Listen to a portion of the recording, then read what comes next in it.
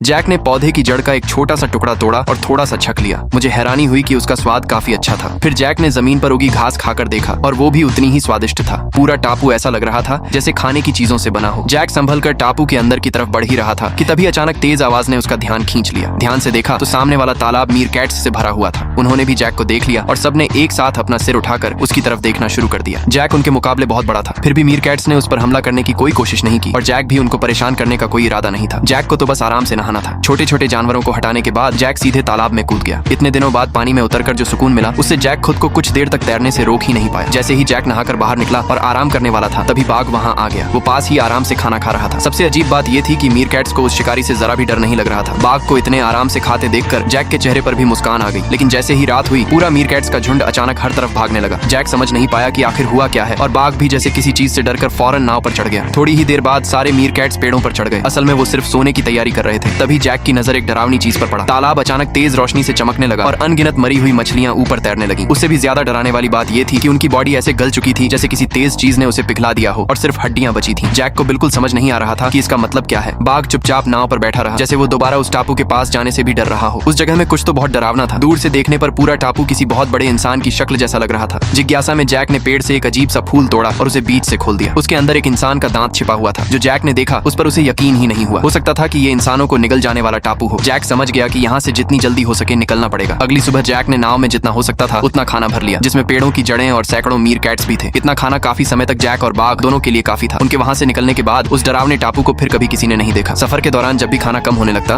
बाघ समुद्र में कूदकर शिकार करने की कोशिश करता, लेकिन लगता था कि वो तैरने में इतना अच्छा नहीं था क्योंकि हर बार खाली हाथ वापस लौट आता। उसकी नाकाम कोशिशें देखकर जैक से हंसी रुक नहीं पाती थी। लेकिन अगले ही पल वो अचानक जैक की तरफ तैर कर आने लगा। जैक को तुरंत खतरे का एहसास हुआ और वो जितनी तेज हो सकता था नाव की तरफ भागा। अच्छी बात यह थी कि नाव में अभी भी मछली पकड़ने वाला जाल पड़ा था। जैक ने उसमें खाने के कुछ टुकड़े रख दिए और थोड़ी ही देर में एक मछली उसमें फंस गई। वो मछली इतनी बड़ी थी कि जैक अकेले उसे संभाल ही नहीं सकता था। उसके पास कोई और रास्ता नहीं था, इसलिए जैक ने पत्थर का हथौड़ा उठाया और उसे मारकर खत्म कर दिया। जैक की आंखों में आंसू आ गए।